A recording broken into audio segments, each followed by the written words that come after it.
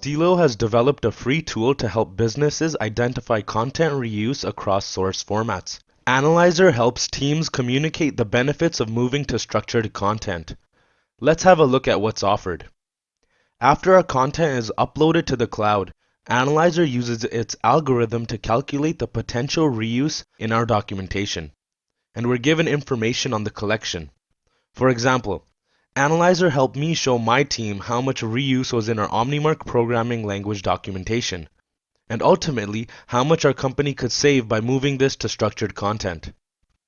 Communicating cost savings of switching to a structured standard can be difficult, especially when planning test conversions to extrapolate cost savings.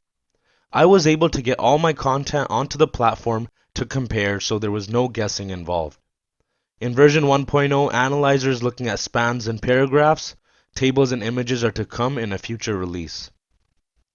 We're also given graphical representations on the reuse of these different elements. Stilo has developed a cost savings calculator for us and our teams to keep track of expenses and savings from the calculated reuse in one spot. The default entries are from typical previous clients Stilo has dealt with, which are transitioning to structured content, usually DITA. All entries are customizable from name, cost, weight of the effectiveness on the budget, and updated total savings. We can even add or remove entries as our team or department sees fit. Recent activity shows us who's collaborating on what. Every page in Analyzer is exportable by PDF or PNG, so we can efficiently include the data in our reports with a couple clicks. Next, Analyzer has a function called the sequence browser. It helps us see consecutive repeated paragraph items across our document collection.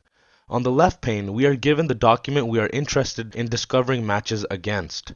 On the right pane, we are given the document from where the match is found, changing appropriately as we navigate, helping us zero in on the matches that matter and rule out the ones that don't. We can select which sequences in series we are interested in investigating by selecting or unselecting the bubbles on the left. If we want to investigate against another file, we can select it from the drop-down. We can also parse through the different sequences in this file using the arrows at the top. For example, this sequence is part of a greater sequence and it is matching depending on which chunk we choose to select. In the Sequence Matches pane, we can navigate to the different files the same match is found in. Using the Most Popular Sequences pane, we can jump to sequences in the file of interest based on their length. We're also given a graph showing the document's reuse at a glance. The last page in Analyzer is the document report. The document report allows us to see the reuse potential on a by-document basis, compared to the summary page, which is a by collection basis. We're given data on the matching and similarity of spans and paragraphs, as well as a list of top paragraphs and spans and which files they are repeated in.